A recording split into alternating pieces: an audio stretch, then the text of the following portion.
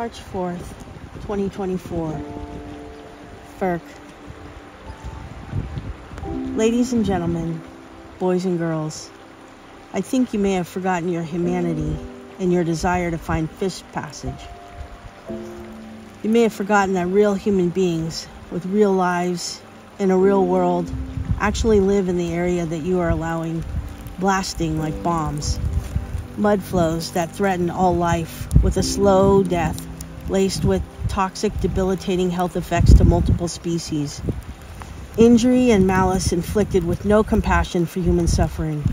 An extinction-level death for across-the-board species in order to save one. Is that really the goal here? To minimize the losses and downplay the ugly?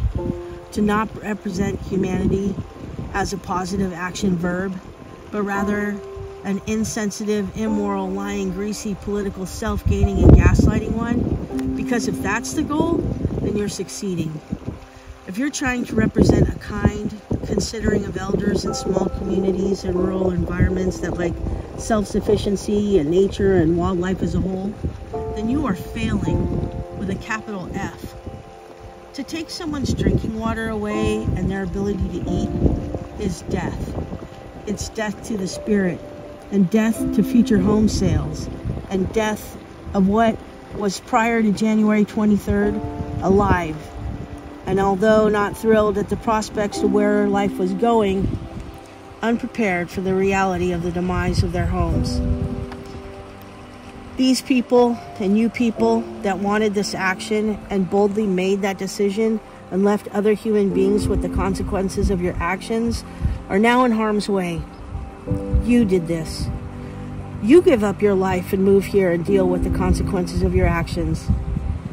Never have I thought that this large-scale destruction could possibly be so ugly.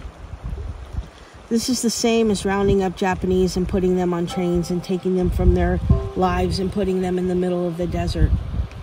How do I know this? My body remembers. The trauma is the same. You've condemned people who lived a peaceful, loving, kind, generous life to a life where their spirits hurt all the time. The wildlife around them have been abandoned by overlords who think they're doing a good thing here. The spirit of kindness and generosity and hospitality that once thrived here has been snuffed out to a tiny spark, overshadowed by grief and loss. And what was done to the tribal people for the past 500 plus years now? You're inflicting on poor rural white people who live on Social Security or minimum wage jobs to now endure financial, emotional, and physical hardships. How can you continue to allow these barbarous actions in the 21st century? Really? Is this where humanity has evolved to? Or rather, de-evolved? This is unacceptable and must be remedied immediately. You broke this, you fix this. Now.